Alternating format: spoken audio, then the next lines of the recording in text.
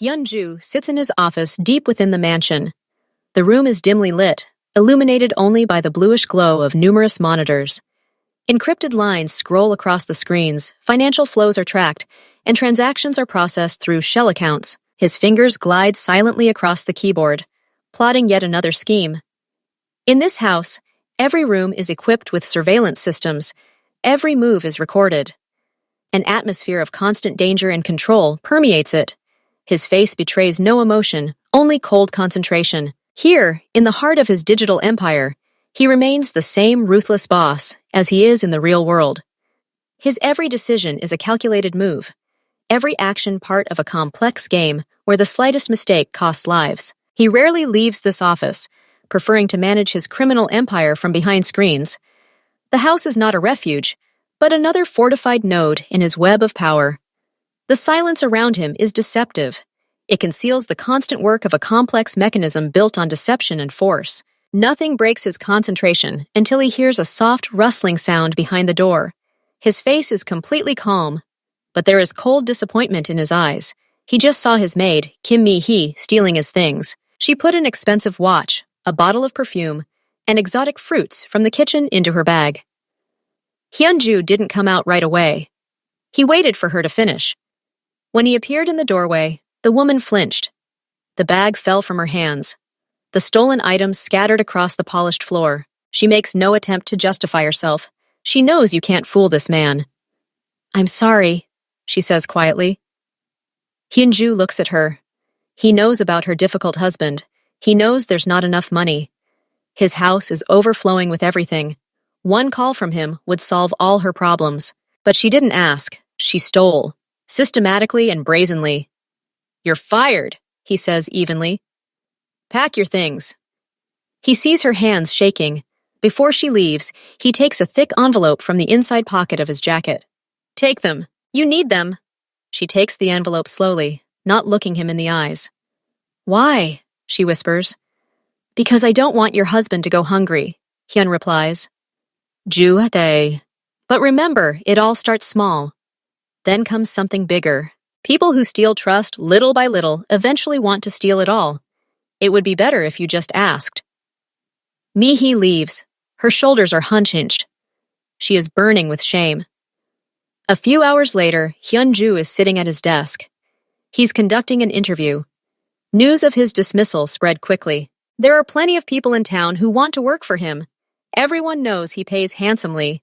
A woman enters the office. Her name is Amy. She is dressed modestly but neatly. It's clear from her demeanor that she desperately needs the job. "Sit down," Hyun says. "Ju?" He asks the standard questions. He asks about work experience, about references, about marital status. "Is everything stable in your personal life?" he asks. "Are you planning on taking frequent days off? Won't the kids interfere with your work?" Amy takes a deep breath, looks him straight in the eyes. "No, sir. My personal life is in perfect order. I have no children. I can devote myself entirely to work. I won't need any unscheduled time off. I have extensive experience. I can handle all the responsibilities." She speaks confidently. Her words sound convincing. Her resume is impeccable. Hyunju nods. Overall, he's pleased. Only the slight movement of her eyes to the side alarms him. But he chalks it up to nervousness. He doesn't know that she just lied to him about the most important thing. Ami is a good person, but yesterday her husband left her. He took all the money and furniture. Her 7-year-old son Lee is waiting for her on the street now. They have no home, no food. They spent the night at the train station. A friend of hers used to work here. She told Amy about the house's layout. Amy knows there are rarely used rooms on the top floor. She could hide the child there. It's a crazy risk. But she's a mother. She has no choice. "You're accepted," Hyun says. "Ju-yu? You can start work tomorrow." Ami nods. Her expression is one of gratitude. But inside, she's gripped by fear. She needs to get her son home today. Otherwise, he'll have nowhere to sleep. Hyunju gives orders to her assistant. "Show her the house. Let her get acquainted with the grounds." Amy leaves the office. Her hands are shaking slightly. She has to find that one room, the one where her son will be safe. At least until his first paycheck. She follows her assistant through the corridors. The house is huge, luxurious, silent. Her gaze catches the staircase to the top floor, where salvation awaits her, or new trouble. Amy silently follows the boss's assistant through the mansion's endless corridors. Her eyes discreetly take in every detail: the location of the cameras, the security schedule, the staff's work cycle. She asks questions in a calm, businesslike tone. Which areas require the most frequent cleaning? She asks, her voice professional. I want to understand the priorities right away. The assistant, a young man in a formal suit, readily answers. He shows us the main living rooms, the boss's office, and the dining room. What about the upper floors? Amy pauses at the stairs. Do they clean them daily there too? The assistant shakes his head. No, those are guest rooms. They're only cleaned before guests arrive or after they leave. He lowers his voice. The boss himself almost never comes upstairs. It's always quiet there. Amy nods, keeping her expression impassive. Her insides freeze. This is exactly what she needs. They go up to the third floor. The assistant points to a long corridor with several doors. These rooms are usually empty. He approaches the last door at the end of the corridor, and this one is the furthest one. There's a separate key here. He takes a small keychain from his pocket and opens the door. The room turns out to be small but clean. It contains a bed, a nightstand, and a wardrobe. The windows have thick curtains. The air is a little stuffy, but that's a minor issue.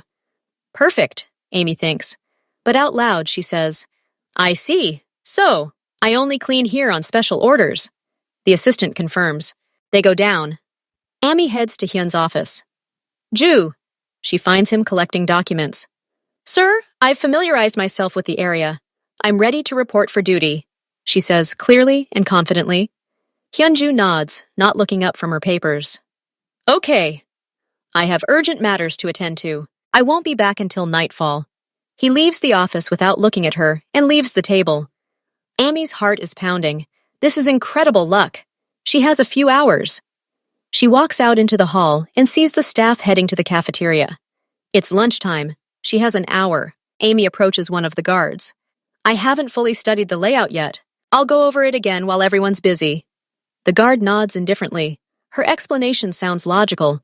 She waits until the corridors are empty. Then, with quick, silent steps, she heads for the back entrance. Her palms are sweating. Every second counts. Amy slips out into the street. She runs around the building and to a small park across the street. There, on a bench, sits her son. Lee, seeing his mother, jumps up. His eyes are full of hope. Quiet, Amy whispers, grabbing his hand. Not a word. Follow me quickly. Keep your eyes forward. The boy nods. He is pale, frightened, but obedient. Ami holds his hand tightly. They cross the road and slip through the service entrance into the house. The hallways are empty. Everyone is still in the dining room. They practically run down the long corridors. The stairs to the third floor seem endless. Amy's heart is pounding. Every sound, every creak of a floorboard makes her freeze. Here they are at that very door. Amy quickly takes out the key, which she had discreetly taken from her assistant's keychain while he was turning away. Her hand is shaking. The key turns in the lock with a creaking sound. They're inside. Amy slams the door and leans her back against it, trying to catch her breath. Lee stands in the middle of the room, his eyes wide. The room is clean and quiet. The muffled noise of the city can be heard through the thick curtains. They are safe. For now. You must sit here quietly. Amy sits down in front of him, looking him straight in the eyes. Don't go out. Don't make any noise. Don't open the door for anyone. I'll come when I can. Lee nods. He understands. He's only 7, but he already knows what fear and need are. Ami remembers lunch. She leaves the room, quietly locking the door. Her turn in the cafeteria has already passed, but she notices a forgotten tray of food on one of the tables. Quickly, before anyone sees, she takes it. She comes back into the room. She places the tray in front of Elle. Eat. The boy greedily pounces on the food. Ami looks at him, her heart breaking with a mixture of love, fear, and shame. She waits for him to eat, takes the empty tray, and hides it again. I have to go to work. The lock is on the outside. I'll lock you in. Don't be afraid. Lee nods, his eyes already drooping. He lies down on the bed and falls asleep almost instantly. Fatigue and fullness take their toll. Amy leaves, turns the key, and returns to her duties. She cleans the office, the living rooms, the kitchen. Her movements are precise and professional. No one can suspect what's going on inside her. The evening passes in a state of nervous tension. Every step outside the door, every sound on the stairs makes her jump. She constantly listens for the sound of a child's cry or footsteps from upstairs. But silence reigns above. Night is falling. Hyung-ju returns. He walks into his office without looking at her. Amy continues working, but her thoughts are still there, in the small room on the third floor. Is her child well fed? Is he cold? Has he woken up in fear? She can't believe they've pulled it off. The first, most dangerous step has been taken, but weeks of this life lie ahead. And any little thing could ruin them. When the house is quiet, Amy sneaks upstairs with a sandwich and water she grabbed from the kitchen. Lee is asleep. She leaves the food on the nightstand and quietly leaves. She lies down on her bed in the servants' quarters, but sleep won't come. Every creak, every rustle seems like guards' footsteps. Her nerves are taut as a bowstring. They've lasted one day, but how many more are ahead? And how will it all end?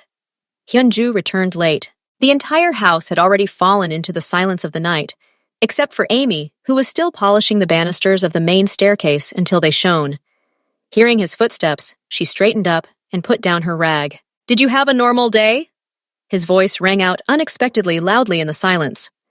He took off his jacket and threw it over the back of the chair. Amy nodded quickly, trying to keep her voice even. "Yes, sir. Everything is fine. No problems." He walked slowly down the hall, his gaze sweeping over the immaculate surfaces. "Good. By the way, my relatives are arriving tomorrow morning." He stopped and looked at her. "Two sisters with their husbands. They'll be staying a few days." Amy felt her hands go cold. She swallowed. "They need to prepare the rooms," Hyun continued. "Ju." He looked up. "Specifically, that room at the end of the hallway on the third floor, the one with a separate key. It needs to be brought to perfection. Fresh linens, aired out, thoroughly cleaned." Amy's ears began to ring. The room. The very room where her son was now sleeping. Her only refuge. Her heart began to pound so loudly she thought he could hear it. Her entire carefully crafted plan was crumbling in an instant. The very first day, and such a disaster. She forced a smile. She gave a short, businesslike nod. "Of course, sir. I'll do anything. I remember that room." Inside, everything was turning upside down. Where would she put Elle? All his few belongings? She needed to find another place quickly. But where? All the upstairs rooms would be occupied. The number of people in the house would double. The chances of being discovered would increase exponentially. Every sound, every movement of the child would be under surveillance. "Excellent," Hyun said. Ju turned and took a step toward the stairs. "Come on, I'll show you exactly what needs to be done, so there are no misunderstandings." He walked up the stairs. Ami, her legs suddenly feeling weak, trudged after him. Her mind was racing. She had to warn Lee, whisper to him to stay quiet. But how? The boss was only a few steps ahead. They climbed to the third floor. The corridor was immersed in semi-darkness, lit only by the night lights. The air was still and cool. They passed several doors. With each step, Amy felt the panic growing. She silently prayed for Elle to sleep soundly, for him not to make a sound. Hyun-ju stopped right in front of that very door. He extended his hand to say something, and at that very moment, a distinct, loud sound came from behind the door. The sound of something heavy falling to the floor. The sound of a book falling. Amy froze. Time stood still for her. The blood drained from her face, leaving her skin icy cold. This was the end, everything. Hyun-ju turned sharply toward the door, his brows furrowed, his relaxed posture instantly turned wary. "What is it?" His voice became quiet and sharp as a blade. "Probably a draft," Amy managed to say, not believing her own words. Her voice sounded weak and false. No, Hyun-ju wasn't listening anymore. His instincts, honed by years of living in a world of danger and deception, kicked in instantly. In an empty room that should be locked, there was nothing to fall. He grabbed the door handle with a sharp movement. It was locked. He turned to Amy. His gaze became heavy and piercing. "The key," he said curtly. Amy's hands were shaking so much that she had difficulty getting the ring of keys out of her pocket. She tried to find the right one, but her fingers wouldn't obey. Hyunju silently snatched the key from her, found the key himself, and inserted it into the lock. The click sounded like a gunshot. He swung the door open and stepped inside. Amy stood there, unable to move. She expected screams, a child's cries, questions. She imagined Lee's frightened face. Her legs buckled.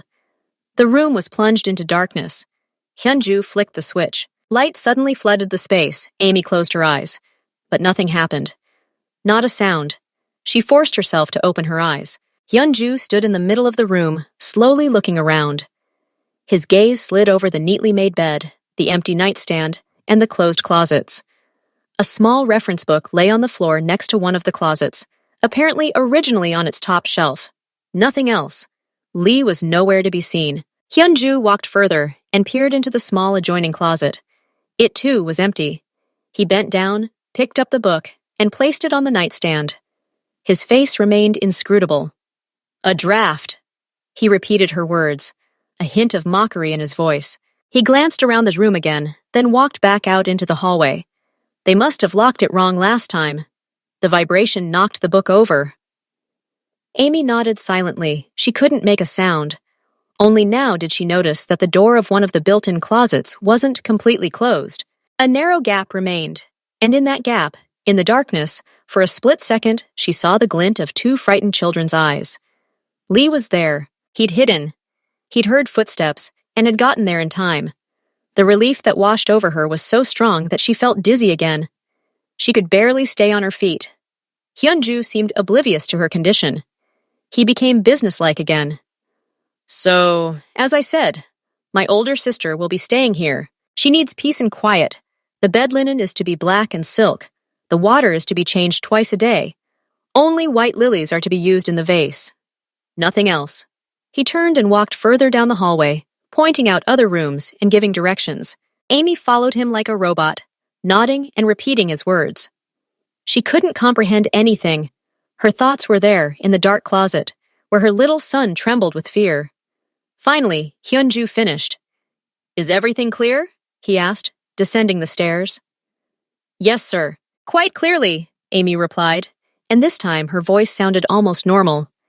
He nodded, dismissing her and heading for his study. Amy remained standing downstairs until his footsteps faded into the depths of the house.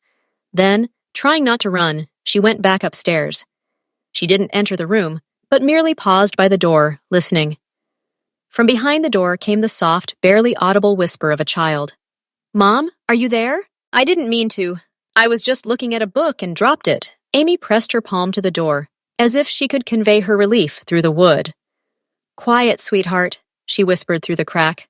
"Quiet, I know. Good for you for hiding. Stay quiet. I'll be back soon."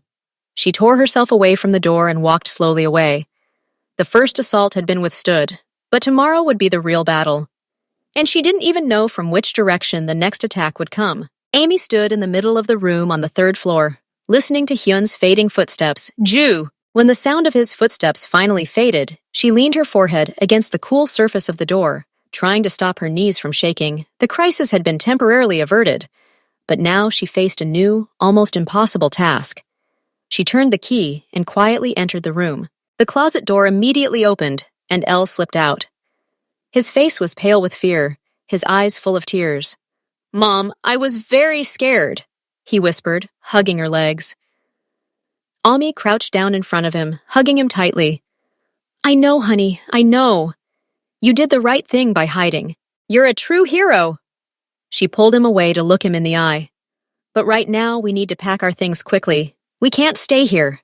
She quickly began packing their meager belongings into a small bag she'd smuggled in. Spare clothes for Elle and her, toothbrushes, a few apples and sandwiches from the kitchen. Her movements were sharp, jerky. Every second counted. She knew her relatives would arrive in the morning, meaning she only had the night to find a new shelter and move her son there. "Why are we leaving?" Elle asked quietly, watching as she took down from the nightstand his drawing, drawn in pencil on the back of an old bill. "Because we have guests come, Key," Amy replied, trying to keep her voice steady. "People, and we can't let them see you." She glanced around the room, making sure she hadn't forgotten anything. Her plan, so fragile and risky, was falling apart on the very first day. Where would they go? Perhaps the attic? Or the utility room in the basement? But all those places were regularly checked by guards or other servants. This room was their only safe spot, and now they were losing even that. She had just grabbed her bag in one hand and Elle's hand in the other, preparing for a quiet escape into the unknown, when suddenly footsteps sounded again outside the door. Heavy, confident, approaching. Not the light steps of a maid, not the hurried tread of an assistant. These were Hyun's, Ju. Ami froze in place, her fingers clutching her son's hand. He shouldn't have come back. He'd said everything he wanted. Her thoughts raced. Hide Elle and go back to the closet? But he was already standing in the middle of the room, next to her, bag in hand. It was too late. The door opened without knocking. Hyun-ju stood in the doorway. His gaze, neutral at first, slid over her, then settled on the small figure pressed against her leg. He stared for several seconds, his face completely unreadable. No anger, no surprise, just silent anticipation. Amy's insides sank. This was the moment she'd dreaded most. The moment when it all ended. The trap snapped shut. A cold wave of fear swept through her body, and the world swam before her eyes. She felt her knees buckle, and she barely managed to hold on, clutching the headboard. She found it hard to breathe. Her mind was racing with fragments of thoughts. The former maid, Mi-hee. She'd been fired for stealing. She'd deceived him, stolen small things from him. Amy looked at her son's terrified face, then at her boss's stony expression. Her deception had been far greater. She hadn't stolen perfume or food from him. She'd stolen his safety, his trust. By letting a stranger, a child, into his home, she'd lied to him from the very beginning, from the interview. Sir, Her voice broke, turning into a hoarse whisper. She couldn't find the words. What excuse could there be? She'd been caught red-handed. The child was here, in his private quarters, in a room that should have been empty. Mi-hee's story now seemed like a minor prank compared to what she'd done. If she'd been fired for stealing things, then her fate must be far worse. Firing was the best outcome she could hope for. The worst. She dreaded even thinking about the worst. After all, he was a MAFIA member. People they do not forgive such violations. Lee pressed closer to her, sensing the power and danger emanating from the man. He remained silent, captivated by the stranger's terrifying silent gaze. Hyun-ju didn't move. He didn't shout, didn't demand an explanation. He simply waited. His calm was frightening. He oppressed with his silence, his stillness. He was judge, jury, and executioner, all rolled into one. And now he was passing sentence on her in his head. Amy understood that she could only hope for a miracle. But miracles had never happened in her life. Only failure, betrayal, and despair. And now, with her own hands, she had destroyed her and her son's last chance for salvation. She stood and awaited her fate, feeling tears of shame and despair fill her eyes. It was over. Ami stood there, clutching her son, speechless. There was pressure in her temples, cold sweat on her back, and a chilling terror paralyzing every cell in her body. She felt Elle tremble slightly, his face buried in her dress. This was the end. The most terrible and humiliating end she could ever imagine. She slowly looked up at Hyun-ju's eyes filled with tears. Tears of shame, despair, and hopelessness. Her fingers dug into her son's shoulders. I couldn't help it. Her voice broke, sounding hoarse and broken. She forced herself to continue, knowing she had to tell the truth before he threw them out into the street. Please, understand. My husband, he left. Yesterday. Took everything. All the money, even the furniture. We have nothing left. Absolutely nothing. The words burst out, hot and chaotic, mingling with sobs. She didn't try to hold them back. It was all over anyway. Elle, he didn't even have a bed. Not a crumb of food. We spent the night at the train station. I couldn't leave him alone on the street. I'm a mother! Her voice rose to a desperate whisper. She hugged her son even tighter, as if trying to protect him from the inevitable reprisal. I knew it was wrong. I knew I was deceiving you, but I had no choice. For him. Only for him. She fell silent, exhausted, her head bowed. She expected everything, a cold order to get out. Threats. Perhaps worse. She'd heard stories of the brutality of mafia clans. Her imagination conjured up the most terrifying images. She was prepared to hear, "Your problems don't interest me. You're fired. Get off my property while you're still alive." But instead, silence fell over the room, deep, drawn out, broken only by her sobs and the baby's heavy breathing. Hyunju didn't move. His gaze, still heavy and unreadable, was fixed on Elle's small figure, which peeked out tremblingly from behind the folds of her dress. Several eternity-long seconds passed, and then his face changed, not dramatically, not abruptly. The stony mask simply softened, the sternness in his eyes gave way to something else. Not pity, no, more like understanding, appreciation. He slowly turned his gaze to Amy. "You didn't steal anything from me," he finally said. His voice was low and even, without a hint of anger. The words came so unexpectedly that Amy didn't immediately process them. She froze, not believing her ears. "I see the difference," he continued calmly. "One stole out of greed and laziness. You acted for your child. As a mother, for his survival. That's a different story." Amy slowly raised her eyes to him. Tears streamed down her cheeks, but she no longer tried to brush them away. She looked at him, trying to detect a trick, a mockery, a lie in his eyes. But she saw only a cold yet impartial clarity. "It's not a problem for me if the child lives in this house," Hyun said, Ju. He took a small step forward, and Elle instinctively recoiled, but the boss stopped, not advancing any further. His gaze was fixed on the boy. "On two conditions. He must not interfere with the work. And he must be obedient. I do not tolerate chaos in my house." The world turned upside down. Amy felt the floor disappear beneath her feet, but this time from shock and incredible, deafening relief. She swallowed convulsively, trying to force her brain to work, to process what had been said.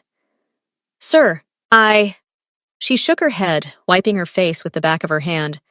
"I'm so ashamed. From day one, I betrayed your trust. I don't deserve such kindness."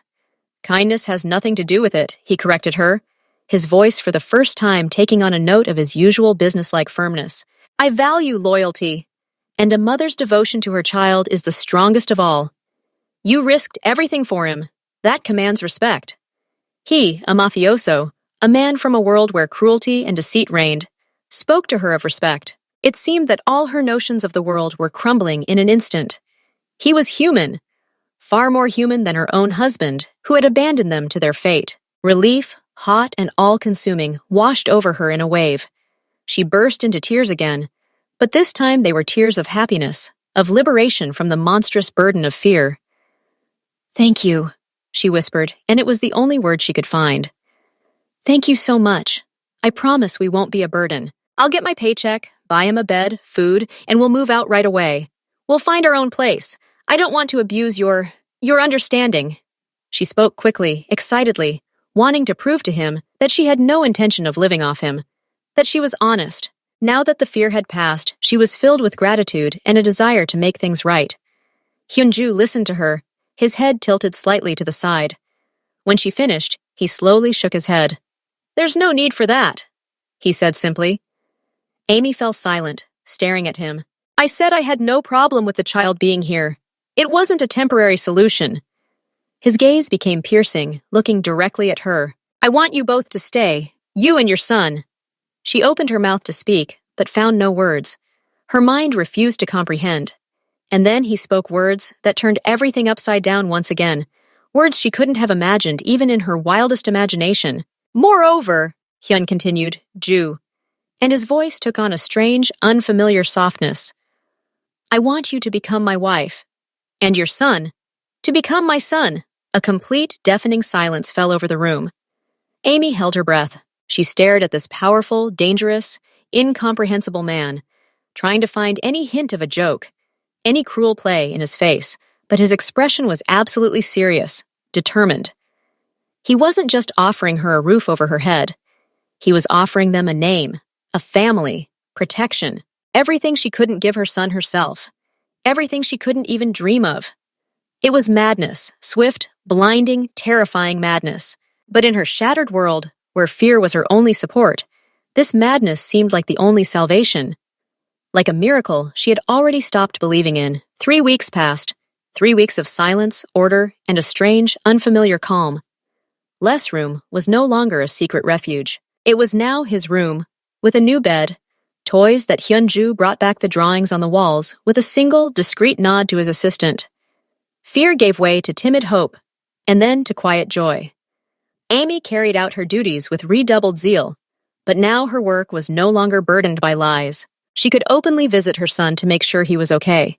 Lee, an obedient and intelligent boy, quickly learned the rules of the house. He played quietly in his room or in the small living room set aside for him, read books, and in the evenings, after Hyunju returned, and he and his mother dined with him. At first, these dinners were silent, but gradually, El began to timidly share his impressions of the day.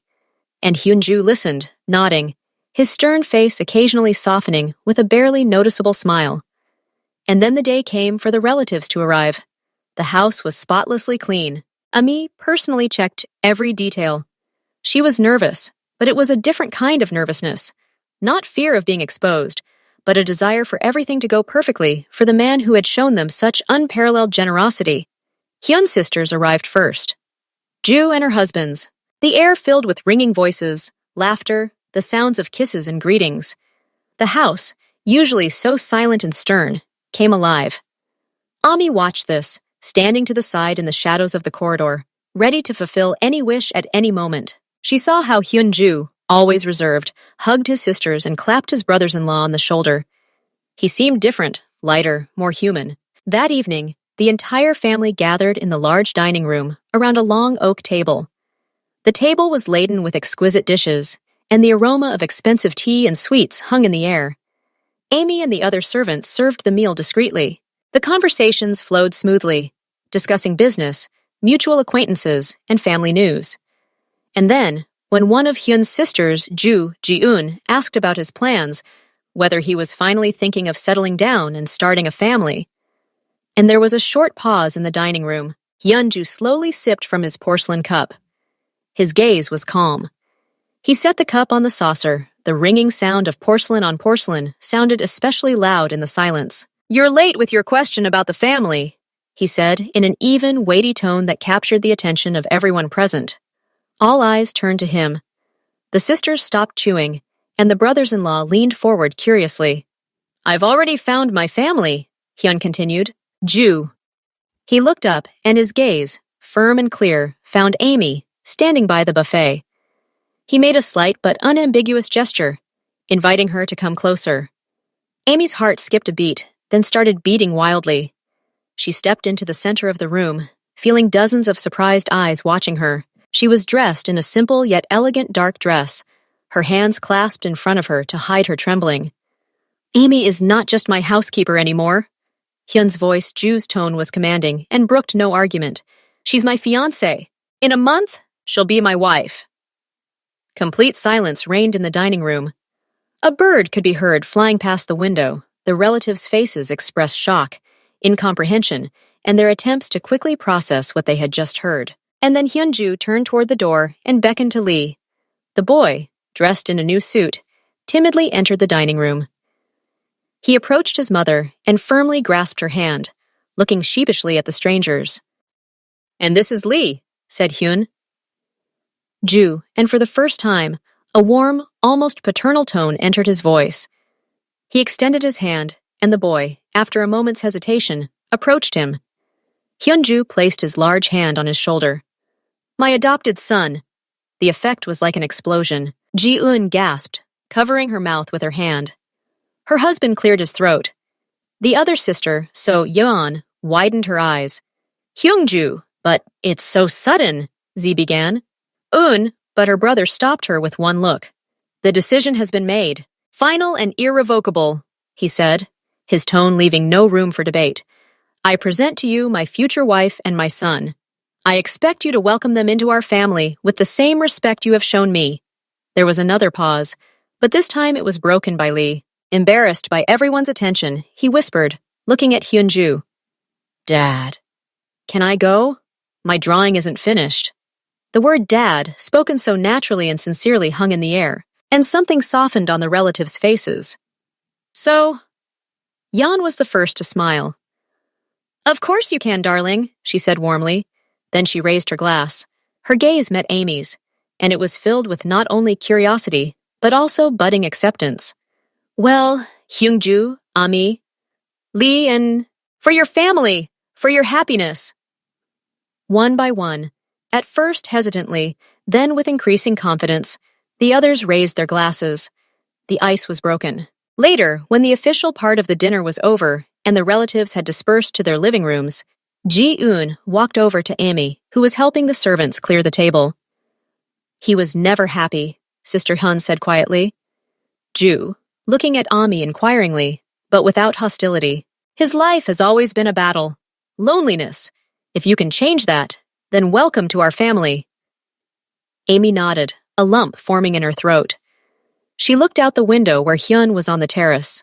Ju, talking with his son-in-law, gently stroked the head of Lee with one hand, who was sitting nearby on the steps and enthusiastically drawing something in the light of the street lamps.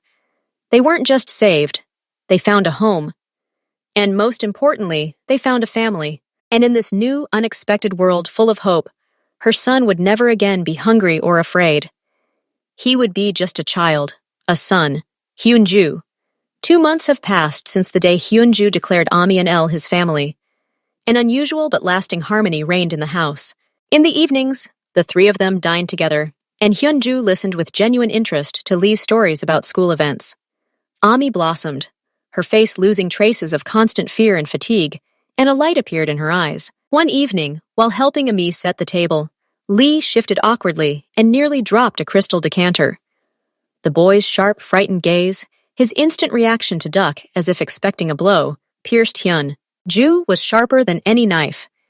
This wasn't just fear. This was learned, muscle memory. Later, when El went to do his homework, Hyunju, looking at Ami, who was sitting quietly with a cup of tea, asked, "Does he always react like this? To sudden movements? To loud sounds?" Amy shuddered and lowered her eyes. He tries not to show it, but yes, there were times when his father would flare up quickly. Over little things. She said it quietly, wanting to leave the past behind. But for Hyunforju, this past wasn't an abstraction. It was the reason for the fear in the eyes of his now son. "Tell me." His voice brooked no argument, but there was no anger in it. There was a heavy, cold confidence. Ami paused, then spoke. She wasn't crying. Her story was dry and emotionless, which made it all the more terrifying. She wasn't talking about major arguments, but about everyday humiliations, about how her husband would take the last of her money to buy alcohol while El was sick and needed medicine, how he'd yell at the boy for accidentally breaking a cup, how, on the day they left, he'd demonstratively thrown Eliu's only toy, an old teddy bear, into the trash, saying, "You've had enough of this." Hyunju listened without interrupting. His face was stony, but the fingers gripping the arm of his chair were white. When Amy finished, a heavy silence fell over the office. "He left you on the street, without money, without a roof over your head, with a child," Hyun said. Ju, and this was not a statement, but a sentence. "It's in the past, Hyun." "Ju," Ami said softly, touching his hand. "We have you now. We have everything. He's not worth your thoughts." "That's not in the past for me," he snapped, his eyes flashing steel. "It's a matter of principle. A man, a real man." He stood and walked to the window, looking out at the city at night. "A man doesn't abandon his own, doesn't humiliate a woman, doesn't break a child's spirit. That's not weakness. That's meanness. And meanness must be punished, not out of revenge, for the sake of justice." For him, raised in a cruel world where honor and duty weren't just empty words, but the law of survival, this man's actions represented an absolute, unthinkable downfall. He didn't simply abandon his family. He violated the most fundamental, unspoken law, the law of responsibility for those who depend on you. "I don't want you to take revenge," Amy said, alarm laced in her voice. She feared the violence from her past would seep into their new, fragile life. "This isn't revenge, Ami." He turned to her. His face was calm. "This is restoring order. He thinks he can do this and just disappear? That there's no payback for a child left to starve? No. In my world, everyone pays, and he will pay." The next morning, Hyunju summoned his most trusted assistant, Kim Dae-hee. "Find one person," the boss said, handing him a piece of paper with a name, last known address, and photograph. I need information, all of it, where they work, who they hang out with, what their debts are, everything. Dae-hee, the man with the impassive face, nodded without asking any further questions.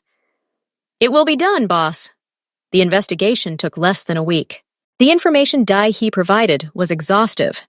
Ami's ex-husband, Jong Min-ho, hadn't simply fled. He'd moved to another part of the city, rented a small but expensive apartment with money he'd stolen from Amy Shi, and found a job as a manager at a reputable company, lying about his marital status on his resume. He'd been living the life of a successful bachelor, carefully concealing his past. Hyun-ju listened to the report, his face impassive. He's not just a scoundrel, he's a coward. He built a new life on lies and money stolen from a child. What do you want me to do, boss? Dae-hee asked. Hyun-ju thought for a moment. Physical violence would be too easy and brutal. He needed something different, something fair and inevitable. Does he value his new status, his job, his comfortable life? Hyun-ju spoke each word slowly. Fine, let him lose it all, but not because of us, because of himself. The plan was simple and elegant in its ruthlessness. 2 days later, the management of the company, where Min-ho worked, received an anonymous packet of documents. They included copies of his actual diplomas, his marriage certificate to Omi, neighbors' statements about his debts and drunken antics, and photos of him with Lee. No threats, no mention of Hyun-ju, just the facts proving that their new, promising manager is a thief, a liar, and a man who abandoned his own family. The consequences were immediate. A day later, Chang Min-ho was summoned to the director's office and fired for providing false documents and engaging in incriminating behavior. Simultaneously, his new girlfriend, who considered him a successful businessman, received a similar package and immediately broke off all relations with him. And the landlord of the rental apartment, who valued his reputation, politely but firmly asked him to vacate the premises. Overnight, Jang Min-ho lost everything he had so carefully built. He found himself on the street, but this time for real, alone, inconsolable, and with a ruined reputation that closed all doors to him. Hyun-ju, listening to Dae-hee's final report, merely nodded. He felt no satisfaction. He felt a sense of closure. Order had been restored. The price had been set and paid in full. That night, hugging Lee before bed, he said, "Remember, son, a man's true strength isn't in being loud or cruel. It's in protecting those who depend on you, and never abandoning your own." Lee, almost asleep, smiled and whispered, "I know, Dad." For Hyun-ju, this was the highest reward. He hadn't simply punished a scoundrel. He had taught his son the most important lesson of all, a lesson about honor, justice, and true strength. And this lesson was worth more than any revenge. After a few months of life in Hyun's house, Ju had found a new, lasting harmony.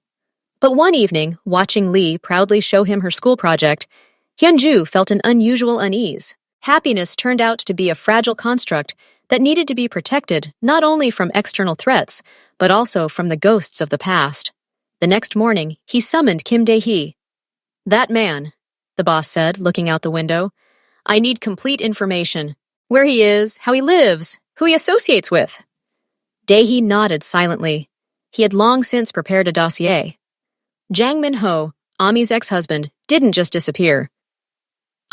He carefully constructed a new life. He rented an expensive apartment in a prestigious neighborhood, got a job at a reputable company using forged documents, and moved in circles where he was considered a successful bachelor. Hyun especially paid attention. One fact that caught Ju's attention was that Min-ho regularly visited an elite club where he played a game with influential people, pretending to have a significant fortune. Hyun's view Ju grew cold. He didn't just abandon his family. He built his fortune on lies and money stolen from a child. For a man whose life was built on a code of honor, this was worse than betrayal. It was complete moral failure. Instead of brute force, Hyun-ju chose a more sophisticated approach. A week later, company management received an anonymous letter containing documents proving the forgery and Min-ho's true story. At the same time, his playing partners learned that their successful colleague was not only a liar, but also a man who had left his own son destitute. The collapse was swift. Dismissal, exposure in the eyes of new acquaintances, eviction. All of this befell Min-ho in the space of a few days. No, Hyun-ju didn't stop there. He personally visited the fallen man at his cheap motel. Did you think you could just steal a child's future and start over? Hyun asked. Ju, looking at the trembling man, offered a deal instead of physical violence, an official renunciation of parental rights in exchange for a lump sum sufficient to start a new, albeit modest, life in another city. Back home, Hyun-ju found Amy teaching Elle the piano. He didn't tell them about the meeting, but simply addressed the boy. Remember, son, true strength doesn't come from breaking others, but from protecting those you love. The next morning, Hyun-ju announced a surprising decision. He was stepping down from day-to-day management of the business, handing over the reins to trusted associates. I've taken on more important responsibilities, he explained to his surprised subordinates. Now his days were devoted to his family. Morning walks with Elle and before school, helping Amy set up her own small business, a flower shop, evenings spent working on joint projects. He even hired a private music teacher, noticing the boy's interest in the piano. One evening, while watching Amy and Elle practice a new melody together, Hyun-ju realized a strange truth. Thanks to the scoundrel who had destroyed their past life, he had found his own future. Revenge lost all meaning in the face of this simple family happiness. Daddy, come to us, Lee Hyun called. Ju, casting aside all thoughts, joined his family at the piano. For the first time in years, he felt less like the boss of a crime family and more like a man who had found his true calling, to be the head of his family, the protector and support of those who had entrusted their hearts to him. A year and a half had passed since the day their strange family was formed under one roof. One quiet Sunday evening, when Elle was already asleep, Ami and Hyun, the Ju family, sat in the winter garden. Rain fell outside the glass, and the room smelled of blooming orchids and freshly brewed tea. Ami, looking at the raindrops running down the glass, said quietly, Today, Elle asked me if he will have a brother or sister. He says that many children in the kindergarten already have them. Hyun-ju turned to face her, his hard features softening. He took her hand in his, large, scarred hands, but now more often holding children's hands and cups of tea than weapons. And what did you tell him? He asked calmly. What will we think? Amy smiled, but a shadow of the old uncertainty, that fear that seemed to have long since gone away, flashed in her eyes. Hyun-ju noticed this. He pulled her close, and she pressed her head against his shoulder. I will never treat you like that man. His voice was quiet, but with an unshakable confidence that left no room for doubt. I will never abandon you, betray you, or humiliate you. And our children, he paused, choosing his words. Our children will be bathed in love. They will know what safety and respect are. That is my most important vow, to you and to them. Amy closed her eyes, listening to the beat of his heart. It beat steadily and strongly. It was a rhythm of reliability. I know, she whispered. Sometimes I'm still afraid to believe in this happiness. Don't be afraid. He ran his hand through her hair. Because this happiness is my greatest acquisition, the most precious thing I have. He fell silent, looking out the window at the rain-lit city lights. This city had once been a chessboard for him, full of danger and intrigue. Now it was simply the place where his family lived. I used to think success was power, money, the fear you instilled, he began, a rare wistfulness creeping into his voice.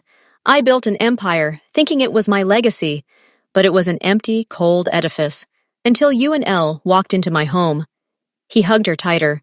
You asked me why I almost retired? Because I found something more important. I realized how good it is when there's warmth in the house, when you hear children's laughter, when someone tells you about their day at dinner in the evening. This is the greatest success. To be a husband, a father, the head of a family built on love, not fear. Amy looked up at him, and tears were shining in them, but this time they were of pure, unconditional joy. So, we can really think about a second one? She asked, and the hope that had once seemed lost forever sounded in her voice again. We can't just think, Hyun-ju smiled his rare yet transformative smile. We'll wait for him, or her, and our Elle will become the best big brother in the world, and I. He looked at her belly, his gaze filled with tenderness and awe. I'll be there every step of the way. At every ultrasound, I'll hold your hand. I'll read him stories while he's still inside you. I won't miss a thing. They sat like that for a long time, listening to the rain and the quiet sounds of the sleeping house, a house that had finally become a real home, filled with warmth, love, and the anticipation of new happiness. Hyunju held his wife in his arms and knew he had found what he had been searching for all his life, without even realizing it, and he vowed to himself that he would guard this fragile and beautiful world until his last breath. 3 months had passed since that conversation in the winter garden. One morning, at breakfast, Amy put her hand on her stomach and quietly said, "Hyunju, we need to go to the doctor. It looks like your dream is starting to come true." That same day, the clinic confirmed that Ami was 2 months pregnant. Hyunju, usually completely reserved, walked out of the doctor's office with shining eyes and, oblivious to those around him, hugged his wife tightly right in the hallway. "Lee will be the happiest big brother," he whispered, his voice trembling with an unfamiliar emotion. The news was announced to Elle at dinner. The boy froze at first, then jumped with joy. "I'm having a little sister! I want a little sister!" he shouted, running around the table. "What if it's a brother?" Amy smiled. Lee replied with an air of importance. "But I'll still protect him, just like Dad protects us." From that day on, a special atmosphere of anxious anticipation reigned in the house. Hyunju seemed to have forgotten his dreadful past. He personally monitored Amy's schedule, hired the best nutritionist, and read pregnancy books aloud in the evenings, running his hand over her barely rounded belly. "He can't hear anything yet, silly," Amy laughed. "I'm already talking to him," Hyun answered seriously. "Ju, let him get used to my voice." Meanwhile, Lee assumed the role of chief guardian of his mother's peace of mind. He selflessly painted pictures for the future nursery, helped choose names, and every night before bedtime, he told his mother's belly fairy tales of his own making. "And then the brave knight Elle defeated the dragon and protected his little sister," he usually finished, and Amy and Hyun the Juice exchanged glances full of tenderness. One day, Hyunju brought home a large package. Unwrapping it, Amy gasped. It was a handcrafted cradle made of dark wood, elegant and sturdy. "I designed it myself," he said with a touch of pride, "and I'll be rocking our baby every night." But the most touching surprise was the room that Hyunju cooked secretly. Next to their bedroom, he set up a boudoir for Ami, a bright space with a bay window overlooking the garden, a soft rocking chair, and a special feeding station.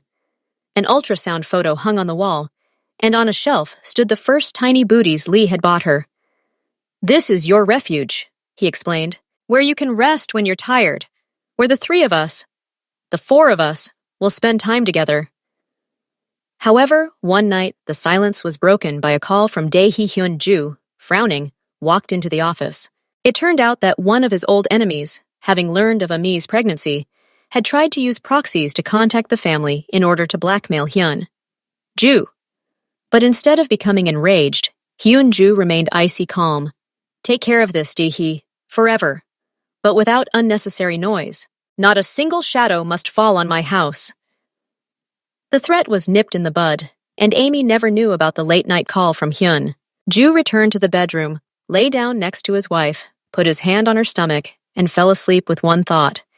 His main mission was to be a shield for this fragile, precious life. The next morning, Elle proudly handed his mother a new drawing. It depicted their family, himself, a smiling Hyunju, a beaming Ami with a round belly, and next to her, a little girl holding their hands. "This is our future," the boy said seriously. Amy took the drawing with trembling fingers and understood.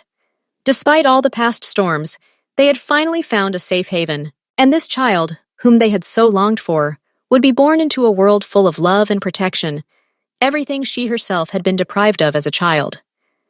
Hyunju, hugging them both, looked out the window at the cloudless sky. He knew. True wealth lies not in money or power, but in these simple morning moments, in the warmth of family and the quiet anticipation of a miracle, and he would do everything to ensure this peace was never disturbed. Hyunju stood by the bedroom window, watching the first rays of sunlight paint the sky in soft peach tones. Behind him, wrapped in a blanket, Amy slept. Her belly was already noticeably rounded. The 6th month of pregnancy made her movements more fluid and her gaze more profound. He turned and quietly approached the bed. Her face seemed serene in the morning light, but the shadow of fatigue around her eyes betrayed a difficult night. The baby was making its presence known with frequent kicks, preventing the mother from getting a good night's sleep. Hyunju sat on the edge of the bed and placed his palm on her stomach. Almost immediately, she gave him a strong, confident push. He smiled. This daily ritual had become more important to him than any business meeting. Amy slowly opened her eyes. "Your son is keeping me awake again," she whispered with a smile. "Daughter," he corrected gently. "She's just energetic, like her mother." He helped her up, placing pillows behind her back. His movements were precise and gentle. Over the months, he had learned to anticipate her every need. "Today is a big day," Amy reminded. "Lee is performing at the school recitation competition." "I haven't forgotten," Hyun nodded. "Jukyu, the car will be here at 2. And yes, I arranged for his performance to be recorded on video."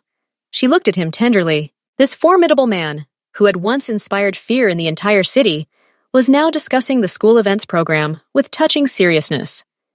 As they went down to breakfast, they found Elle engaged in something unusual. The boy was sitting at the table, carefully studying a book on newborn care. "Dad, look," he said seriously, pointing to the illustration. "This tells you how to hold the baby properly. I need to be ready." Hyunju exchanged a warm glance with Ami. Ever since they'd told Elle about the pregnancy, the boy had devoted himself entirely to preparing for his new role. He'd given up some of his extracurricular activities to spend more time helping his mother, compiled a list of names himself, and even started saving his allowance for a gift for his future sister. "You'll be a wonderful big brother," Amy said, stroking his hair. Lee answered confidently, "I promise to protect her." After breakfast, Hyunju walked his son to school and then went to his office. But instead of the usual business reports, plans for a garden renovation lay on his desk. He planned to build a playground there, a safe one, specially designed for different ages. In the middle of the day, as promised, he picked up Amy and they went to school. In the crowded assembly hall, Hyunju, who usually avoided public events, firmly guided his wife to the front row. When Elle walked onto the stage, Amy instinctively squeezed her husband's hand. The boy, seeing them, smiled and began reciting a poem about family. His voice was clear and confident, and his words surprisingly mature for his age. "Family is more than just blood, and more than just a shared home. It's the hands that catch you again when you fall head over heels." Hyunju looked at his son, and there was moisture in his usually impenetrable eyes. He remembered their first meeting, a frightened boy in a dark room. Now, a confident young man stood before him. After Elle's performance, he ran up to them, beaming with pride. "Did you hear? I chose this poem especially for you." Suddenly, Amy turned pale and clutched her stomach. "I think contractions are starting," she whispered. Time stood still. The due date was still 3 months away. Hyunju's expression instantly changed. His tenderness gave way to cold concentration.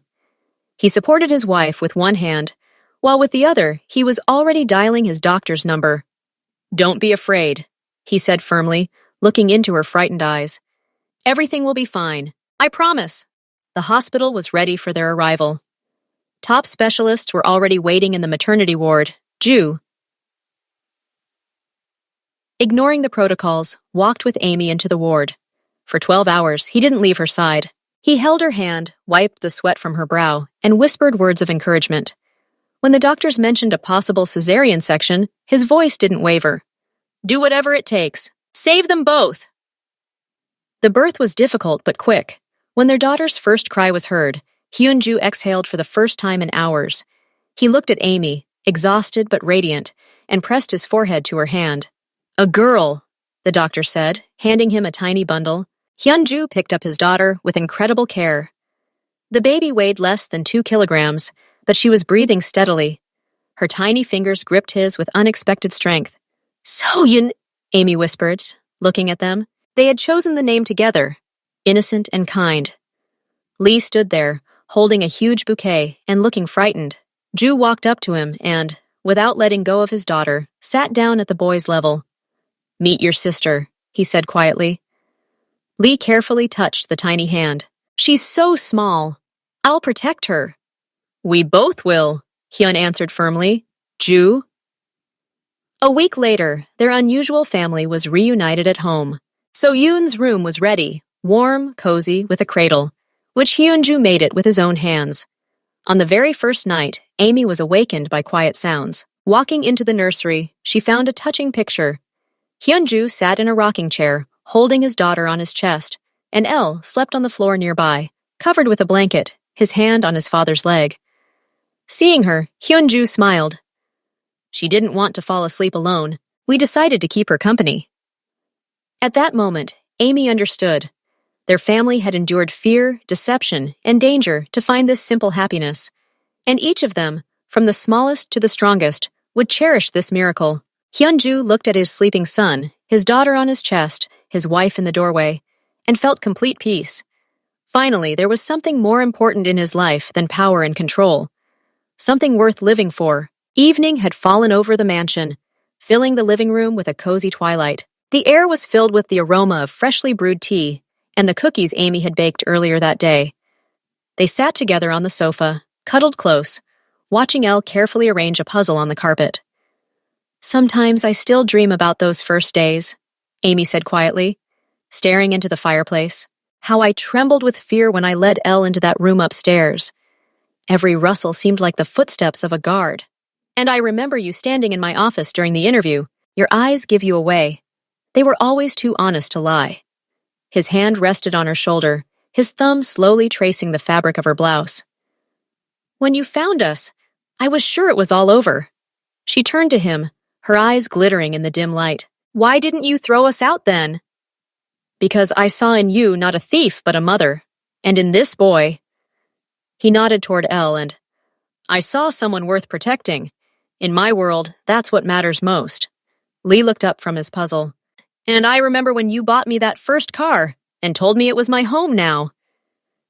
He smiled, and there was no trace of the frightened child from before in his smile. "It was the easiest choice in my life," Hyun said. Ju, looking at both of them. "It just took a while to figure it out." Amy took his hand in hers. "You know what I'm thinking about? About that maid you fired before me? If it weren't for her stealing, you never would have looked for a new assistant." "Fate works in strange ways," he agreed. "It took one deceiver and sent me— you. Were afraid to approach Dad at first?" Amy turned to Elle. The boy nodded, having assembled the last pieces of the puzzle. "Then I realized he has the strongest arms in the world. And when he carries me, nothing bad can happen." Silence fell over the room, broken only by the crackling of the logs in the fireplace. They sat there, three people whose lives had intertwined in the most unexpected way, creating something more lasting and valuable than any wealth. "Do you know what I regret?" Hyunju broke the silence. "For not meeting you sooner. For not being able to protect you and Elle from the very beginning." Amy shook her head, clinging to him. "Don't regret it. Perhaps it was by going through all this that we were able to truly appreciate what we have now." They sat for a long time, recalling those first difficult days, those first timid smiles, the first time Elle called him Daddy. Every memory, once so painful, now became part of their shared history, a scar woven into a pattern of love and devotion. And when night had finally taken hold, they climbed the stairs, no longer a master and a maid with a secret child, but a family. A family that had chosen each other and endured fear and mistrust to find something that no amount of money could buy, a real home.